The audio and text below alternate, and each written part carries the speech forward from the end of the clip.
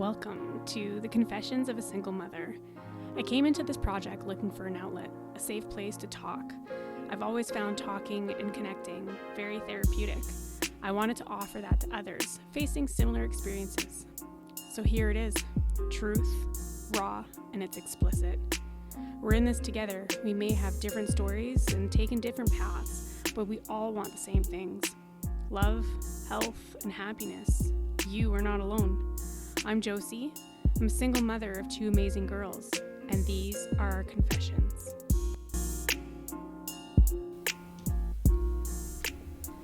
I'm sitting here with Gwen and Lici.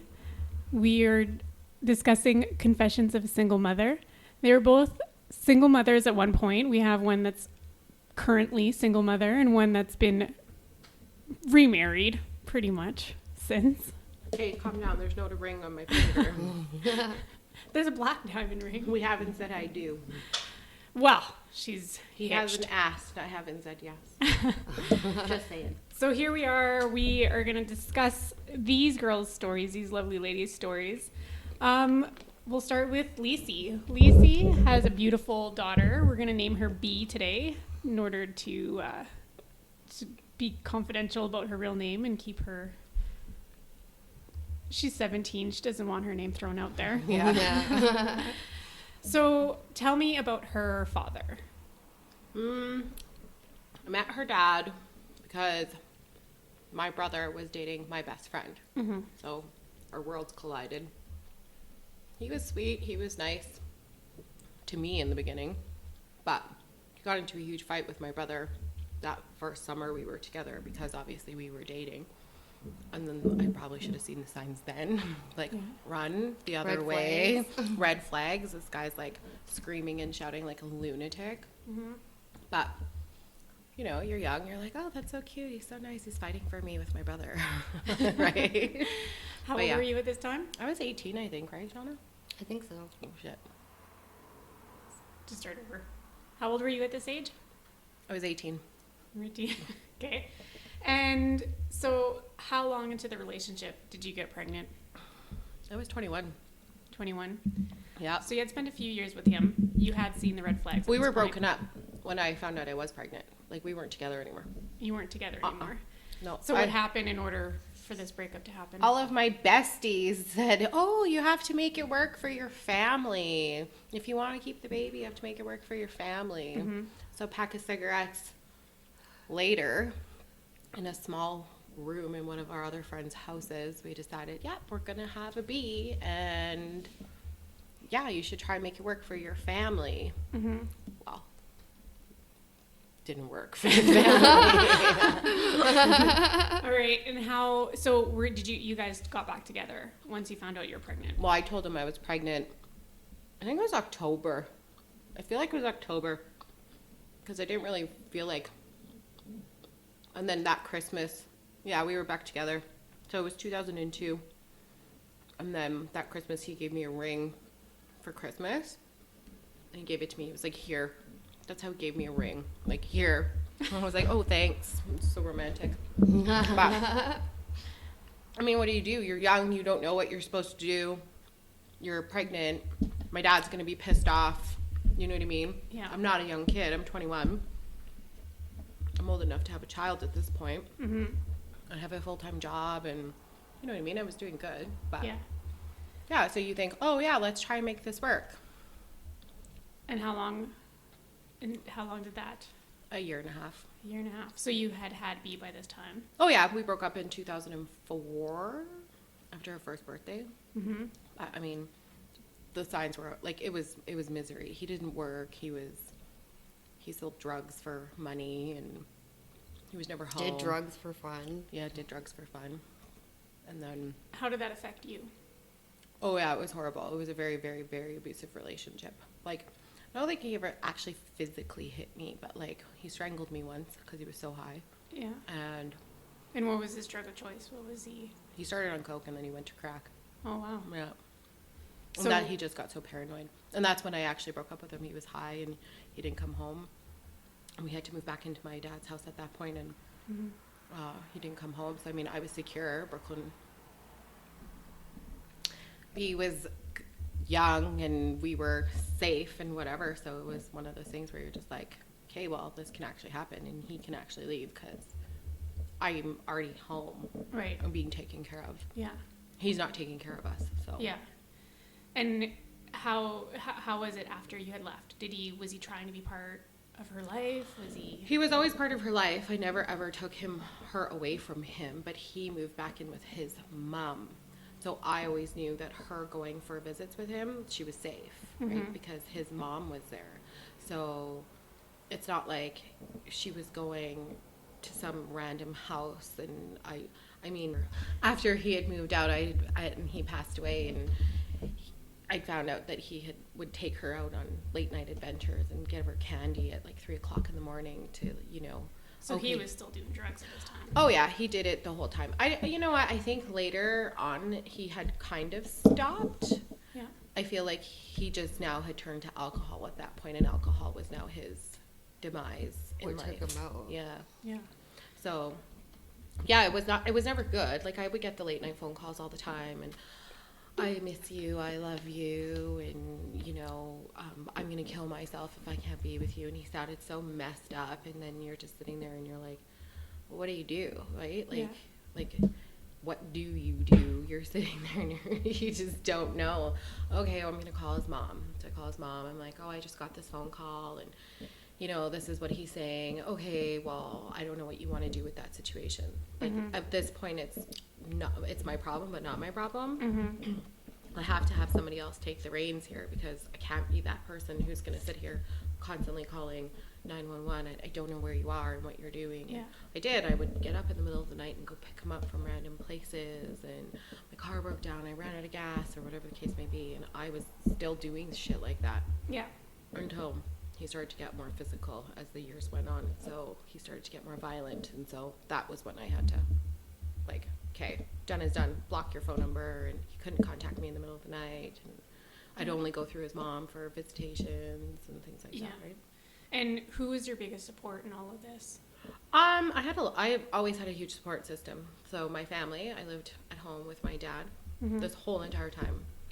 We have never not lived with my dad. B has lived with her grandpa since she was born, pretty much. Like, well, except for the brief time when you moved out with me. the brief time. Oh yeah. So there's like a few 3 or 4 months of in betweens where I was like, I'm gonna go out on my own, and then you're like, let's run home because it's too hard on your own, especially when you have a kid. Yeah. So yeah, we've always, so definitely my dad, 100%. I mean, it's never been a question. He never ever said, oh, are you getting child support because you have to contribute this or that. It was just never You never did receive child support. Every once in a while, I didn't fight for it. I didn't go to court to ask for it. I didn't want that fight. That would have been a bigger battle on my hands. More stress. For what? The $200 a month? Thanks, but no thanks. You know what I mean? I'll collect it on my tax refund at the end of the year because the government's going to give me back more in a tax rebate than you're going to give me in child support. Yeah. So to have that stress on my head over the arguing, it was just not worth it for me at the end of the day. So what did you find was the hardest part of raising a child on your own with your father? It really, honestly, I mean, that's the thing. You think, I feel like I don't remember if it was a struggle. Like, I don't feel like I really ever struggled. Do you think I ever really struggled? I struggled with the fact that I had to share her with him. I didn't struggle, financially or anything like that. I mean, she always got what she needed. And, there was times when I would ask for stuff and he would get it for her, but it wasn't one of those things where I was so hard up because she went without. Yeah. She never ever went without because I had that support system. I had my family. My family was always there for her, and my family's very close. And, they even tried with him. They tried to be nice to him, and, my dad offered him a job, and he didn't work. And so it just, they tried to be nice. We had him over for 1 year for Thanksgiving, and, then that shot me in the foot because, next thing you know, I'm sleeping with this guy at the table and that guy at the table, and I was like, okay, well, I tried to open up the house to you so you could enjoy the family, and, let's try and do this for her, but Yeah. it just he never ever saw that picture, that we could co-parent together and get along and hang out and do the family functions and all that and not be together. He was not a happy person in his life, so that's not what he wanted. So I don't feel I struggled financially. I don't, like, and I'm fortunate in that way because I had the family support. So the biggest struggle was sharing. it was just dealing with him on a daily basis. And as you said earlier, I'm in a new 2.5-year relationship. I don't think that it would be as easy as it is if he was still alive. And it's not a nice thing to say. It's just he was such A difficult person. difficult person. He was a troubled soul. Yeah, so I mean, I don't think that he would have made it easy for her or me if there was somebody new in our lives, because it was mostly probably jealousy that he couldn't be that person for us, right? Was it a form of control? And control. Yeah, he wasn't a nice person. He beat me down for 10 years. I rested in bitch face for 10 years. I didn't care about my appearance for 10 years. I just lived because I let him get into my head. You're not good enough. You're fat. You're ugly. You're this. Nobody's ever going to love you. Nobody's ever going to want you. And I just let him get inside my head. Yeah. And finally, it was in 2013. It was exactly 10 years after she was born that I don't know, something switched, and I just started to lose some weight, and I started to feel good about myself, and like my attitude changed. And I think that's about the time when I was just starting to really like cut him off from me. So I wasn't allowing him to have that control over what I said and did anymore. Yeah. Whereas I was always so terrified, like, what's he gonna think? You know what I mean? So yeah. And you, Gwen, you have a son who's now 19 years old. Yep. Kieran. Also, his name has been changed to protect his identity. Tell me a little bit about Kieran. So I started dating his dad when I was like 18, but I'd known him, like we went to elementary school together, and he was just a bad boy. And you know, he went to a different high school, and I seen him at the club. And yeah, but he was always a nice bad boy. But he was fun. He was fun. Like we hung out with him. We always had fun. We always had so much fun with him. I can still talk to him when I see him. Yeah. And be pleasant with him. Like, yeah. It's weird. So he's a nice bad boy. He's a nice bad boy to me. He's not a nice bad boy to her. Yeah, like so I got pregnant and then I had a miscarriage, and then I think it was just like in my head. I was so young, right? And then I just got pregnant again. I didn't tell my parents, and I moved out, and I lied and told my parents I was moving in with my best friend. And then I called my mom when I was like 6 months pregnant. Yes. And I told my parents, and like they were like, my dad was like heartbroken. And how old were you again? 20. Yeah, so we both made it out of high school without getting pregnant. So high five. High five. winner, chicken right, dinner. But we were both so afraid, like in our 20s, to tell our parents we were pregnant. Yeah. Why? Because the boys. Irish Catholic parents, and then, you know, it's just like not good. But then, so we moved into this basement suite together, and like he was just always like, he was selling drugs. He was always out with his friends. Like I thought that was cool when I was younger, because, you know, he'd always pick up the tab, and do you know what I mean? It was so superficial. So he was lucrative. Yeah. But he was also like running with people that were like Kieran's godfather got like deported back to Barbados because they got arrested in an international drug ring. Oh wow. So that's where I was kind of like, yo man, good thing he has two godfathers. Good thing. Because like I could see, like I was like, you know, this was cool like when I was 20, but now I'm like 21, 22, and we have Kieran, and like this isn't cool. Yeah. And also like he was nice to me. Like we did, like I did love him. We did have like some fun times together, but he was also crazy. Like when I was like 6 months pregnant, no, I was like 5 months pregnant. My parents didn't know it was Christmas, and he couldn't really tell. And he came to Christmas dinner with us, and like on the way home he was drunk. He drank too much like rye or something, and he literally like threw all my Christmas presents that my parents got me out of the car and kicked me out of the car on the way home, and like he was just like, I don't know, and then things started to get physical. And then we moved He into, never physically hit you, did he?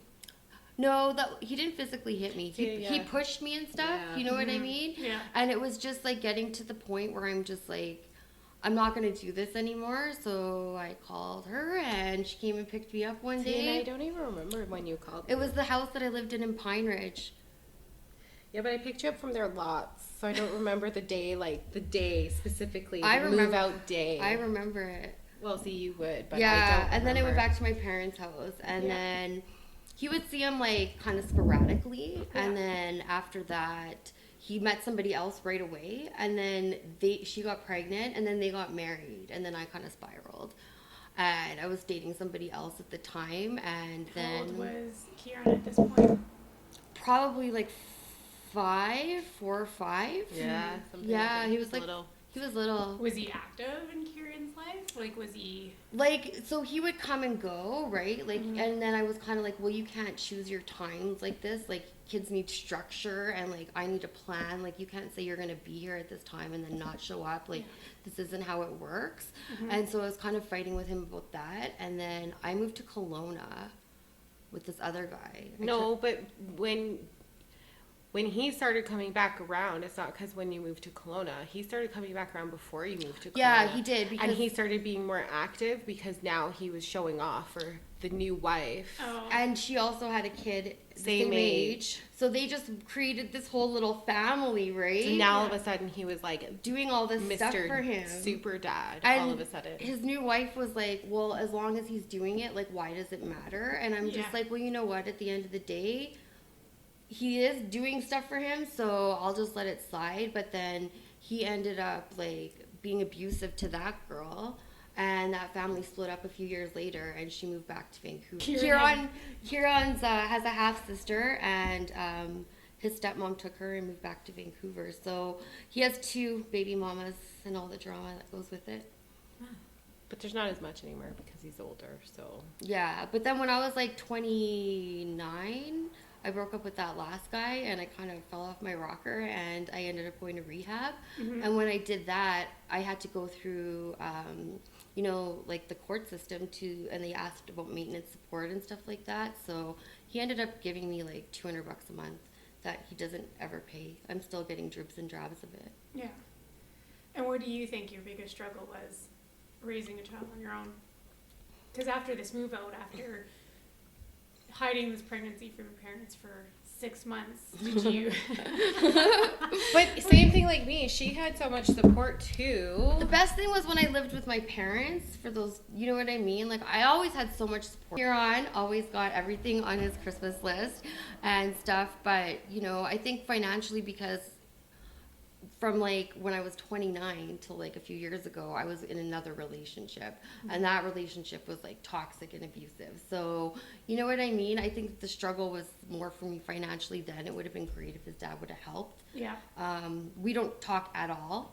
His dad registered him. We would take him to football, register him for football. They still have a great relationship. Like right now, he's living with his dad because he just got a job and stuff. But only as a 20-year-old, as an adult, he now is back living with his dad. He never ever lived with his dad as a young kid. Yeah. And that was just never even an option. Like it wasn't like, oh, every other weekend I'm gonna take you on a regimented schedule. It's always been so. And we had a fight there where we were in the courts. We had to go to mediation, and I was like, it's so clear to me why, like, how he's behaving, that like you know what I mean? It should go my way. Yeah. But it didn't. It didn't. And it's so mind blowing because I just went through that. That you're sitting there across the table, you can't say anything, Yeah. and you're like, you're lying, Yeah.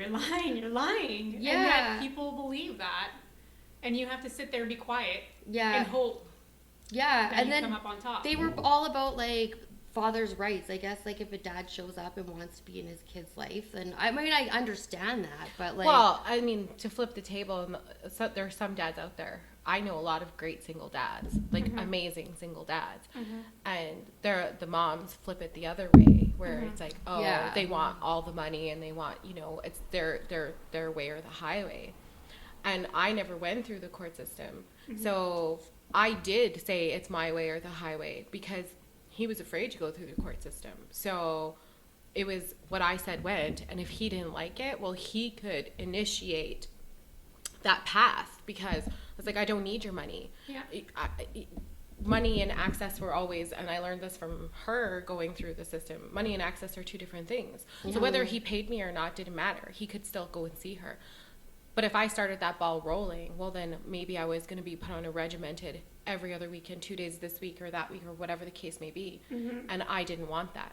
So, and I got that and then made it difficult because he used everything that he got as like leverage to try and control situations. You know what I mean? Like I told him like maybe 6 months in advance, we're going to Ireland, we're going to Disneyland. And he literally waited till like the day like the passport had to get signed. You know what I mean? Just putting me in that position control. where That's how they could control us. And it was just like, it was so ridiculous. And like, I have like a binder at home of like all of our communication that we had to do through email and stuff. And, you know, it was just like, but I haven't talked to him in years. So we've actually parented on without talking at all. So, and that's made things easier?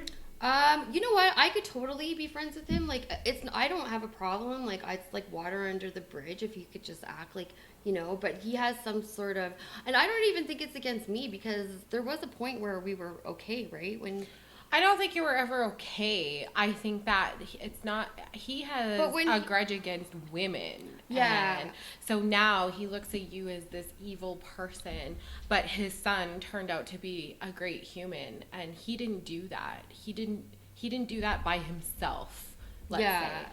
And now your son needs direction and all of a sudden he's an adult and well, this is the easy years. He's an adult. He's 19 turning 20 and now he's here to offer direction. Well, where was he when, you know, people were worried about his weight or, you know, his schooling wasn't going the greatest or he had, you know, a shitty day or whatever the case may be. Where was he then? I think that's maybe what one of the greatest challenges was. At like certain times, like even in this rut with COVID and him being out of school and not having a job yet and needing some sense of direction, like I felt like he was just depressed sitting in his room and stuff. Like it would be really great at that time if I could reach out to his dad, and I even did send him a text message and say like, this is where he's at. He's sitting in his room all day. Like he's not going to his house. He hasn't spoken to him. He doesn't know what's going on. Like I think we should get on the same page about it, but he didn't respond back. So it's just like, you know what, then cool. Parenting doesn't end once they turn 18. Yeah. And all of a sudden now it's just like he thinks he's putting him in the right direction.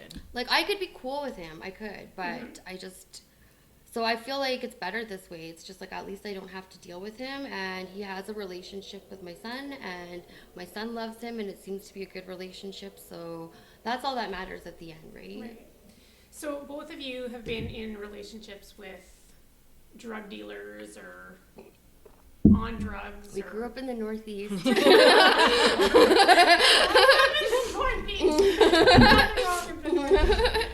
Northeast represent. So did you ever find yourself in a position where you felt like you had to save them?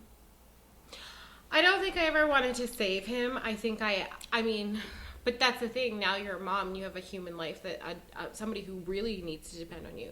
So my thing is like, I'm not going to sit here and try and save you. Like, I'm going to tell you, like, I want you to stop doing this. But if you're going to continue doing it, well, I have the support that I needed to walk away. Because I wasn't about to sit there and now baby another human. I had a baby. A grown human doesn't need me to sit here and hold their hand. I didn't feel the need to save him. I felt the need to save what could be a family if he would change his ways. But when I seen that, like, you know, this is too difficult, my need was to save like myself and my son. Like, do you know what I mean? I'm like, I don't want him to be in any of these positions. And he actually, the last straw for me was when he took him on a run one day in the morning. Like, do you know what I mean? Like on a drug run? Yeah. Oh, I don't remember that. Yeah, he did. How old was Kieran at this point? Maybe 2. What? Yeah. So clicked him into the car seat and was like, hey, let's go deliver some crack or coke. Whatever. Yeah, he took him with him and he dropped something off. And I was like, no, like, I'm not doing this. Like, this was cool when I didn't really understand what was going on. Yeah. And now I understand what's going on. And I'm like, I don't want to be part of this. And he's not going to be part of this. And if you're doing it, like, don't expect him to be around here. So, Yeah. like, I'm going home to my mom and dad. Yeah. Yeah. So he put your son's life in danger, really. I guess, yeah, he did. He really did. Yeah. So did her dad, all the time.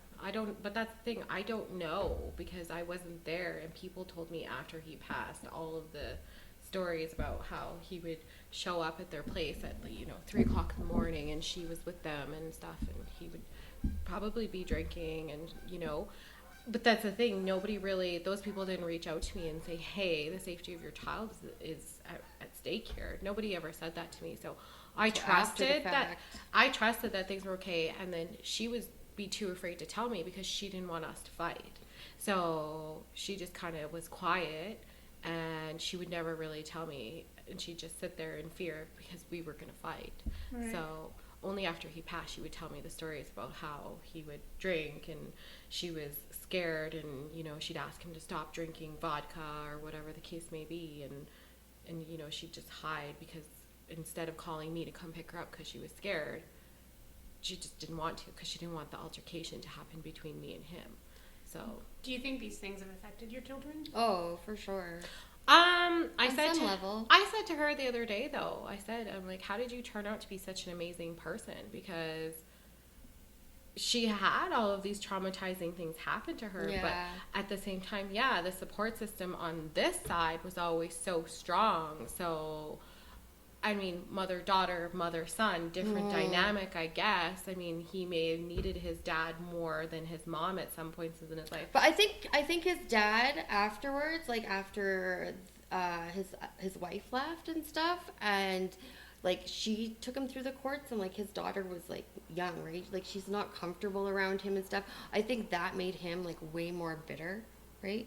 Probably, but that's the thing, and he wanted to see Kieran more because now he has his other daughter coming from Vancouver, so now let's bring my son and pretend that we're this big happy family, but only every once in a while. But I think he kind of he stopped doing what he was doing. Do you know what I mean? When Kieran was probably like, shortly after that, after he moved out, he stopped doing what he was doing. So I mean, for the most part, he just works and goes to the gym, and you know what I mean? He just does regular stuff now. So I mean, I think that's the experience that he mostly remembers. He wouldn't really remember anything before that because he was so little. That's the thing, like I said, I said it the other day. How did you turn out to be such And a let's great... note that B is like an honor roll student. Yeah, like she's an amazing kid. Yeah. Like, She's going to be graduating as an honor roll student. yeah, she's an amazing kid, and she had some traumatic experiences in her life, and I just am like, how did you turn out to be so great? Yeah. And I mean, I don't want to take the credit for it, but You can. Well, yeah. Yeah. I mean, I think that you actually can for this Yeah. but that's the thing. It's where it's You should. it's modesty. Like I feel like I just did what I had to do. I didn't go above and beyond or anything. But you always did for her. Like, you know what I mean? With her schooling, with like, you always. I guess did so. that. I just, like I said, there's just, I don't know. It's one of those things. It's just weird how it just kind of, she just turned out like I didn't have a troubled teenager, and I totally could have. Yeah. And I did not have a troubled teenager. She's a great kid, and she can now tell me about certain things that happened when she was younger, and things that scared her and stuff like that. I mean, he passed away traumatically. It wasn't like it was. And that was hard on her. It was at first. I think the first year was really, really hard, but I mean, it's one of those things where, I know other people where their baby daddies have passed away traumatically from drugs, alcohol, whatever the case may be, and those kids are struggling, going through grief counseling and stuff. And I didn't put her through grief counseling, and actually it didn't even dawn on me because I did have such that great support system. Like everybody gathered around her, and everybody was there for her and me, and that's just, it wasn't even a question. I didn't have to ask. Like it was just like everybody just snapped into motion. Yeah. Like, this is what's happening, and we all have to be here. So Yeah. And you were telling me it was around Christmas time. yeah, he passed away around Christmas time, and they think it's because of his drinking. That he also had kidney issues, but that's the thing. I never really knew what his health status was because he was such an angry person. He was always yelling and screaming, so you just chose not to engage. He would always be like, I'm sick, I'm dying. You don't care. And we would just be like, at this point, we would just be like, well, just hurry up. Like, we're just, like, do you know what I mean? Yeah. Like, quit calling her and telling her this stuff. Like, you know what I mean? You're and playing then, victim a little too long. yeah, and then all But of a sudden it was stuff real. that I feel like it was preventable, and Mhm. he just chose not to take care of his health. Mm-hmm. And to me, that's the most selfish thing that you can ever do when you're a parent. Because if you don't take care of your health, who is there for your kids? Mm-hmm. Like, I don't have that option because I want to see her graduate high school. I want to see her on the honor roll. I want to get the goosebumps when she comes home because she got her driver's license, or you know what I mean? You want those happy moments. Mm-hmm. And he missed chose all of not to. Yeah, he missed all of that. And I feel like it was his life choice. Mm-hmm. And I mean, maybe he was a troubled person, but it was like, how long do you beg someone to get help? And you know, go to And the he doctor. never asked for help. He never. Not me. He never asked me for help. He never went to rehab No. or No. AA meetings. No. Nothing. I honestly didn't even know how heavily he was drinking Mm-hmm. because I chose just not to have that contact with him. The last actual contact with him that I had was that 2015. He took her around Father's Day. They went to Callaway Park. His mom was driving because she had to drive. I don't even think he had a driver's license maybe at this point or something, or car. I don't even remember. But anyways, and he dropped her off at my sister's place. And my brother was there with his 2 children. And because him and my brother had been friends at one point, there was a lot of animosity over the years. Obviously, you know, he wasn't friends with any of these people anymore because of his anger issues and, you know, things like that. And we had a child, and everybody was like, you know, I don't want to say they took my side, but they took my side because it was the right side to take. it was. Yeah. You know, he was the angry, abusive person. And then, he walked in our house and he kicked our dog, and B was upset, and she stood there, and my brother came off the couch, and his 2 kids were on his legs, and he pushed my brother up against the wall, and he was choking him or something. I wasn't there for the altercation, but I did. I called the police, and I let them know what happened. They couldn't really do anything. And at that point, I had just cut off all visits. She did not see him for 3 months at all. And then she would start going back for day visits only. One day, that was it. His mom had to be there. So I would drop her off and pick her up. And I always had to do that. Drop her off, pick her up. It was never... And sometimes those dropping her off and picking her up was hard because... Again, Yeah. altercations. Like one day he was going to throw a giant boulder rock at her.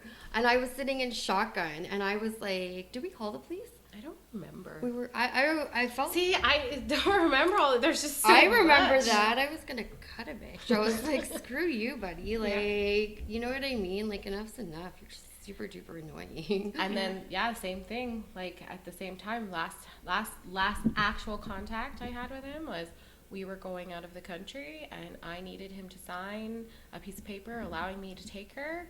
And she ran to the door to get that piece of paper signed. That was the last time she actually seen him too. He And then didn't just die right away. He was like, it took him like a day or two. a few days.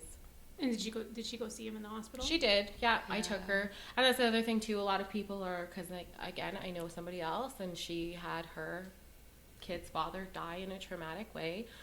And everyone's like, how could she take them there and things like that? I said, you'll never know, because I struggled with that decision too. Do I take her? Do I take her to the ICU to see him the way he is and everything like that? And I took her. We went the one time, and she got to see him, and she made him this little cross. Well, she didn't make it for him, but she made a little cross in school, a stained glass cross. She put it by his head, and we left. We never went back to the hospital until his brother had phoned me to tell me that he had passed away. And then I did force her to go to the funeral. Yeah, she didn't want to go. She didn't want to go, but at the same time... Auntie Gwen, I don't want to go. And so I tried to talk to her mom, but she was adamant that she had to go. So, It's good closure. Yeah. But I mean, for everyone else, it's different. For me, I didn't want her to grow up and be pissed off that she didn't get to go and say goodbye. And what, you know, maybe when she's 25, she'll actually say, I'm happy that I was there. Or maybe she's still angry at me for making her go. I don't know. But that's the thing. I did what I thought was proper in that moment, because yeah, as much as we didn't get I think it was along, good that she went. I sat in the back seat of the car with her, and I like stood beside her the whole time, and I think it was really good for her that she went. Yeah, I think that it was. Did you too. attend with her? I Yeah, did. We all Yeah. went. You all But went? that's the thing, they made me sit And in it was like at the reserve, right? Okay. Because he's natives, like Satina Nation. So they had the like casket open In the right, house. in the house. And Yeah. they did the peace pipe, and then they did like It was a very spiritual they ceremony. had a fire going. They like have a fire that goes for. And I isn't sweat. it for native tribes? Isn't it like a 3-day event or something like that? So where they- essentially, he passed away on a Friday, and they have to rush it because he needed. They wanted to make sure it was done before Christmas, but they have to have a 4-day sweat. So they hold the spirit in the smoke of the fire for 4 days, and on burial day they put the fire out, and then his spirit is supposed to go with the smoke when it's gone. So I took her to the first viewing day, and she didn't really want to be there either, but I took her. And then we didn't go back until the actual funeral day, and then they sat me with the family. Well, obviously, I mean, I'm her mom, so I sat there, and like his mom had put like pictures of him and I together on like this board. It was like all pictures of him and I. It was really weird, like when we were so young, like, and like it was just weird because I was like, she was 12, so at that point we were not together for like 11 years, and it was pictures of him and I all over this thing. And then she was angry. She was so angry at me that she didn't want to be there. And then after we went over to the burial site, and they hand shovel the dirt on the casket. All the guys do. All the guys do. And then it was cool though because like when it was done and it was just like. But I think that was good for her because she It got to was. stand around and see that everybody was doing that for her dad, and she got to stand with her nana, and it was a very spiritual thing. It wasn't like one of those things where you go. You know what to she like got to also see is that even though he was part of that group of friends and then he wasn't, that when he passed away, that everybody that didn't really They talk still to him, loved him. They they still all cared. still showed up for, you know what I mean? But For I him don't and for know her. that they showed up for him or they showed up For her. Yeah. Like they maybe showed up for him too. The memory of him before they probably Yeah. did. I can't speak. But for they those all people. showed up for her. I think they mainly showed up for her. And then when it was done, it was so crazy because like there was an eagle that was flying above, Yeah. and I said to her like, "Oh look, I'm like your dad's an eagle, like my granny's a butterfly," and it was just like it was kind of cool that happened. Yeah. I'm like maybe he's free now and he's Yeah. at peace, right? Yeah. But that's why I wanted her to go. Yeah. And at the same time she was angry at me, and she Have you did- spoken about it since? we talked about it every now and then. I mean, I would always ask her, do you want to go to the cemetery on his birthday, or do you want to go to the cemetery around Christmas? I think like the first like few Christmases may have been a little bit difficult, but like she's older now, and I think she gets it, and she went this year.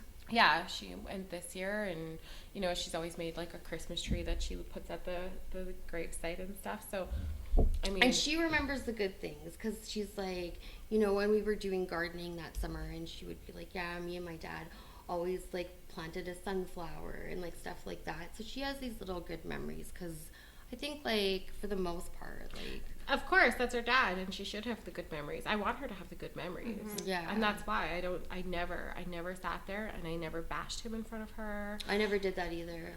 That's the thing. Like, what did we ever gain from doing that in front of them? We would have never gained anything. Maybe resentment one day from them saying, "Oh, you only ever talked bad."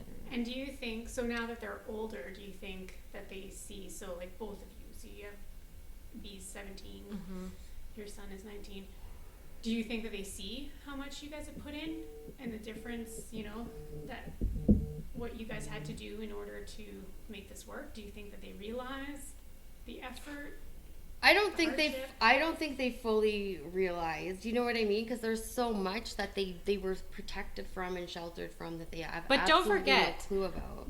When you're a kid, you think your parents are protecting you and sheltering you from stuff, but you still know. Yeah. You still know. You still hear. Like, she's Like- sitting upstairs right now. I'm sure she can hear us talking. They still know. My son, he has to know. Like, he has to know, like, he can see his dad's personality, my personality. I said to him one day, I'm like, you get why we never worked out, right? And he's like, yeah. And he would just rather not have us talk and stuff. if it's gonna be like that. It makes it awkward, like at his graduation or like all of his football games. Like, do you know what I mean? Yeah. It's like his dad sitting there and I'm sitting over here, and it's like my parents would sit with his parents, and I go sit with them, and like his dad would just be like over in the corner. It's just, you know what I mean? And then the other parents are there, and it's like, why can't we just like communicate and act like grown-ups? Yeah. But you know what? If one of us can't, then I think he knows his dad's personality, and he changes himself to be around his dad. Like, yeah. he knows that that's his dad, and he doesn't want to change. Like, you know what I mean? He doesn't want to say. His dad was also like super controlling. Like when he did get him, because he's like Hindu, remember? Yeah. He would be like, he would always be like, messed him up lots. he would be like, I have to call my dad. I have to call my dad. And we would all be like, no, you don't need to call your dad. Like, it was like a panicky thing, or he would be like, I'd be like, oh, I'm not allowed to eat meat on Fridays. I'm like, why are you not allowed to eat meat on Fridays? Like, you know what I mean? But, and Keelan would listen to that. Yeah. So You know? follow. Yeah. But there was a little bit of manipulation in there. Yeah. He would manipulate him because he was baptized Catholic. He went to Catholic school. And now all of a sudden he's like, oh, I can't eat meat on Fridays. So he manipulated him over the years, just like he tried to manipulate you and the system and the courts. And they thought he was this amazing human. And he really wasn't. Yeah. So I'm going to switch things up a little bit. How was dating as a single mother, and how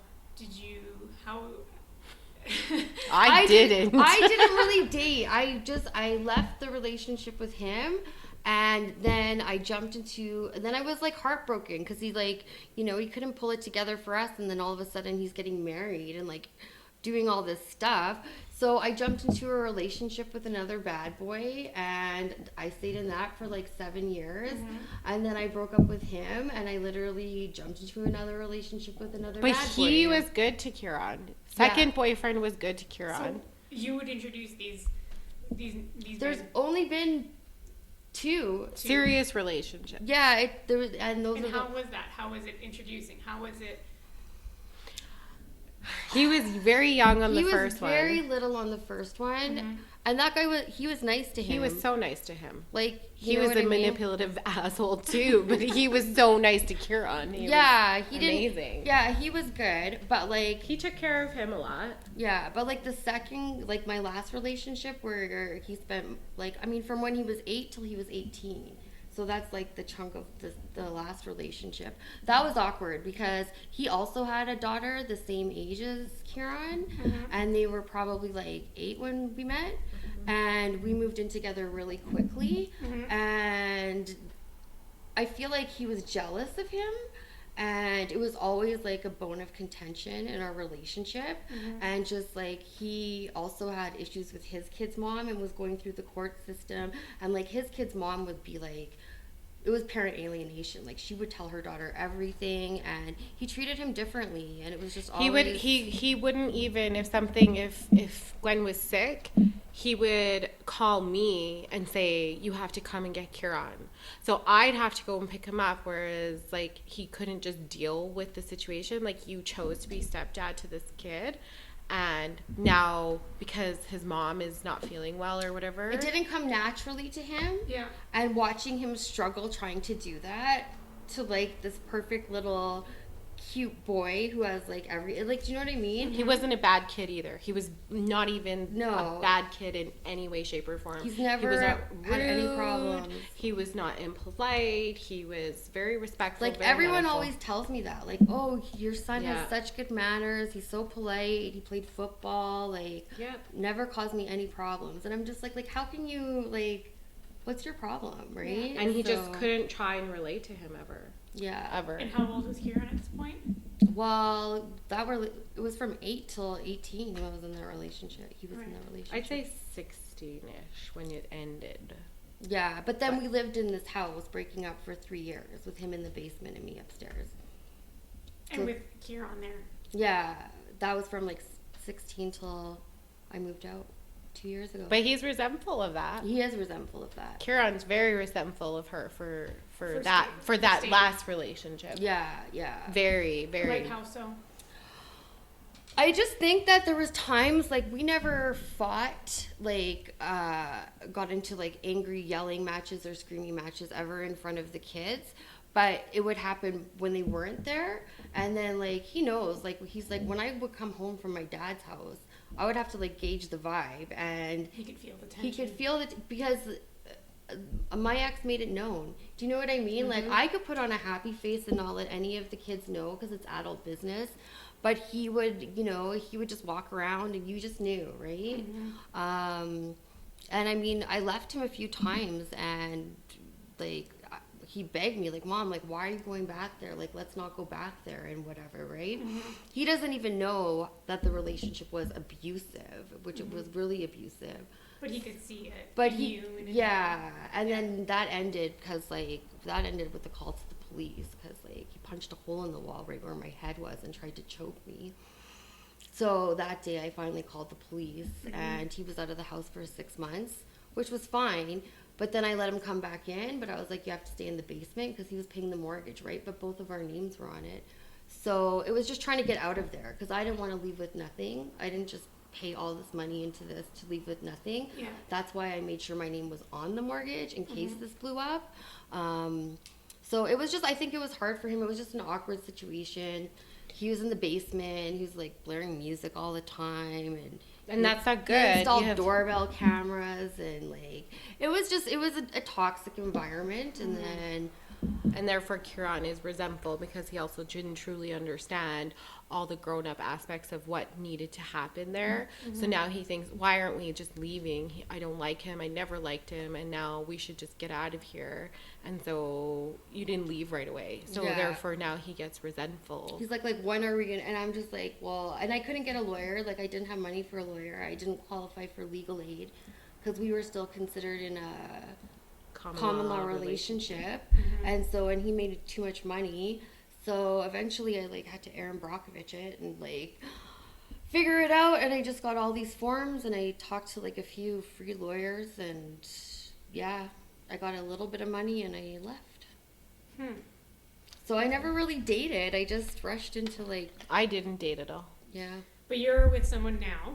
Yeah, so I mean, so it's really weird because I seen a psychic and I'll never forget her. So she said, B was 8, and she's like, you won't be in a relationship for at least 10 years because you don't want to share parenting with someone. And, you know, I never really thought about it that way, but I was 16 when I met, we'll just call him D because I don't know if he wants to be on this too, but anyways, when I met him, and even at that, it took me a while to really like get into that relationship and trust him, and that, you know, he was here for the long haul. I mean, I won't say that I didn't date. I didn't date anyone serious. I didn't see anybody who ever really wanted to make an effort to ever meet her, or I don't know. I was just their plaything, I think. Like, it was like, I wasn't good enough to be that person for them. And then they would leave and they would find somebody else who was like that person for them. You know what I mean? So, but maybe that was part of me because I didn't want to be fully committed to somebody at that point in my life. I was just focused on her.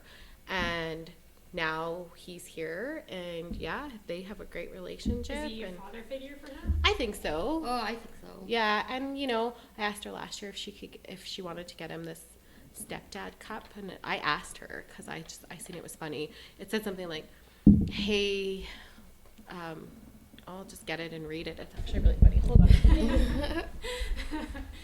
Searching for a cup. I think that like they're so cute together. He treats her really well. Yeah. Yeah, he's just that person though. Tall person. I can read. I just can't read it. We're waiting for a tall person. Oh, she's got a spatula. She's got a spatula. Short people's problem. I seen it. I won't shout from that far. I seen it on, I think it was like Instagram or something. Dear bonus dad, happy Father's Day from the kid you inadvertently inherited when you decided to shack up with my mom. Like, The funny thing is, my kids got my boyfriend that last year. Oh, really? Yeah. See, that's the thing. It's one of those things where I asked her first, though. I said, do you think you would want to give that to him? And she said, yeah, she thought it was funny. And when he got it, he like started crying. Like he had an ugly cry. It wasn't even just like a little tiny tear. He had like an ugly cry moment. He had to walk away. So he doesn't have kids either. And that's, I think, good too, because trying like like Gwen did, amalgamating other people's children in your relationship too. And then hard. Then there's 2 kids, two different parenting styles, like, you know. And obviously there's like third parties involved, because then you got, you know, this kid that's your boyfriend's kid. Yeah. And then your boyfriend's ex's the mother of this child. Who is so a it's nightmare. like a 3-way parenting. Yeah. It's a 3-way triangle. Yeah. And that's the thing. I don't think that I could do that. And like I said, I'm not sure that Dee would have been up for that either. He's a really, really great person, and maybe he would have been. I can't even say that he wouldn't have been up for it. I think that he would have stuck it out for the long haul and done what he had to do. He's a very supportive person.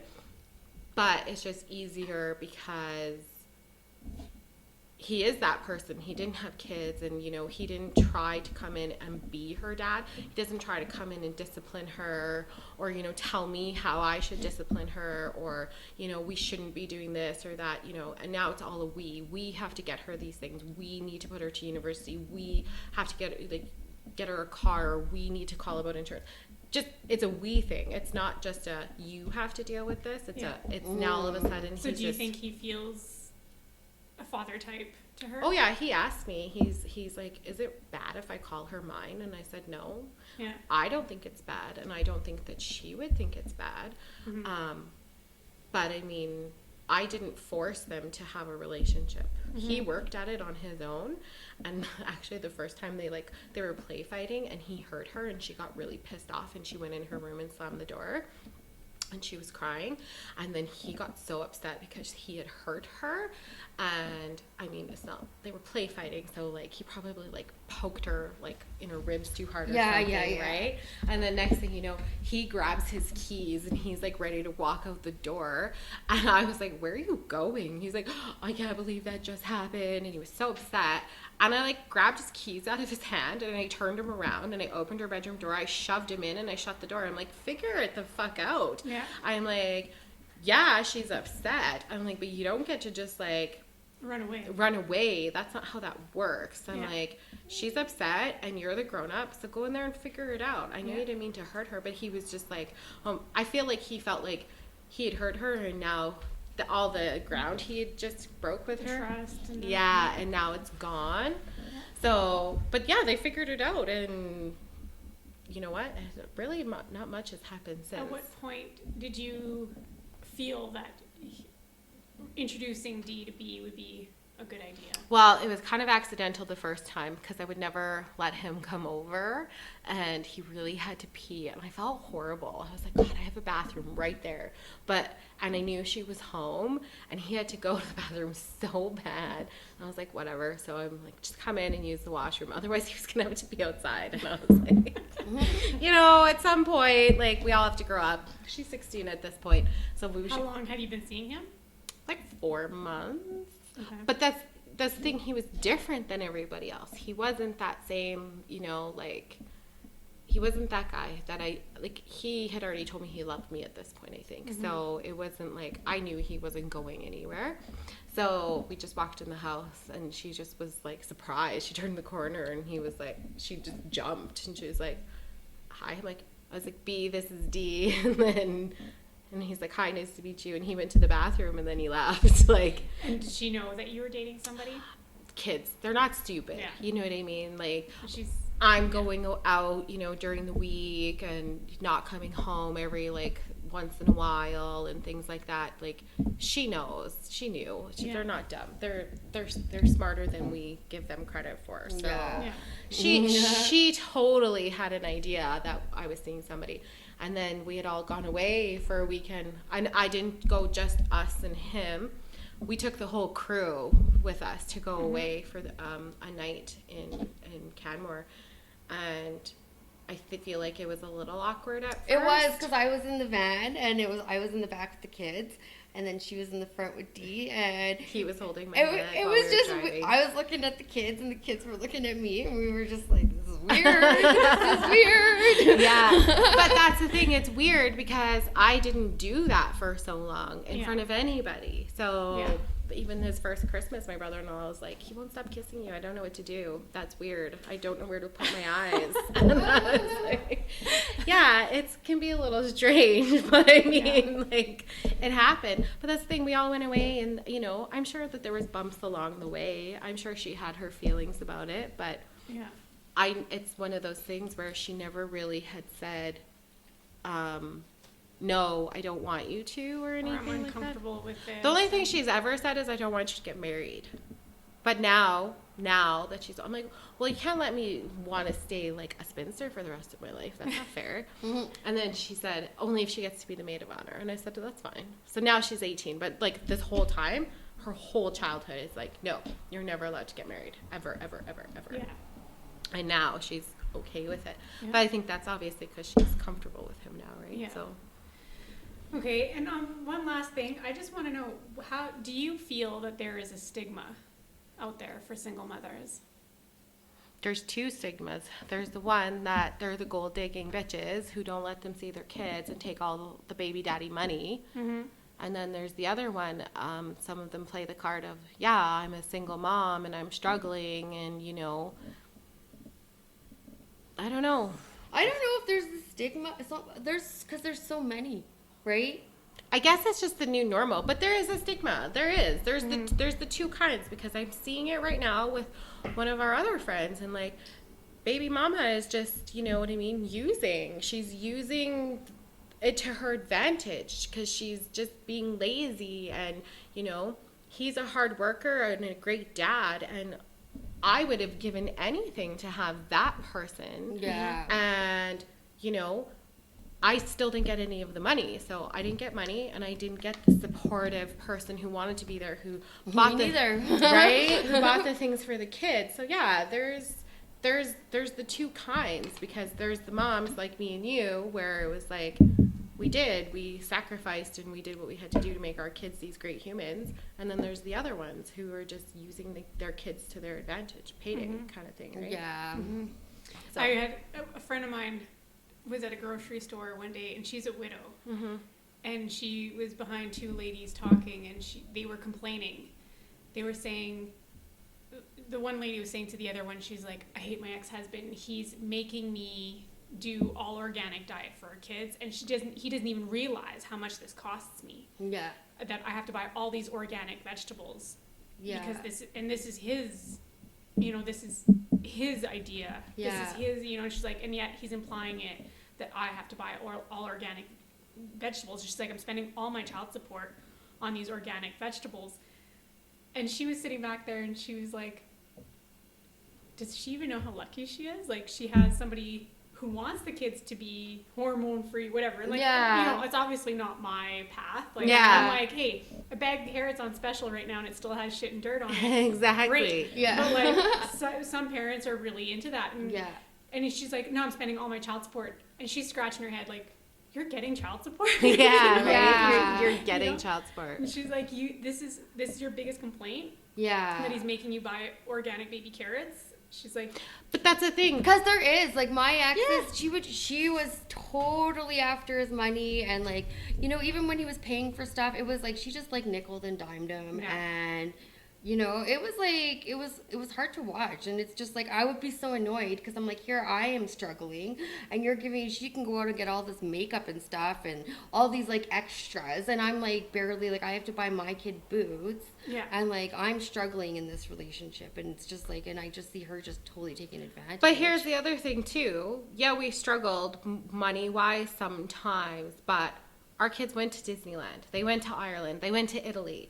Like, we took them there. Yeah, that's the thing. We gave them those life experiences. Their dads didn't do that for them. They didn't give them that life experience. Mm-hmm. They didn't, like, take them to say, like, I want to take... To give them those memories, those quality memories, right? But, I mean, they have their memories. They are what they are, and I don't want to take them away, but that's the thing. As much as we didn't get, we were still able to give. Yeah. Right? Yeah. And we took them camping. We took them, like, look at all the places you were able to take him without that support from him, right? Like, we went all over the U.S.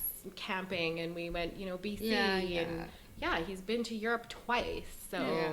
And when we all went camping, all the kids were on dirt bikes and that's it. Exactly. Yeah.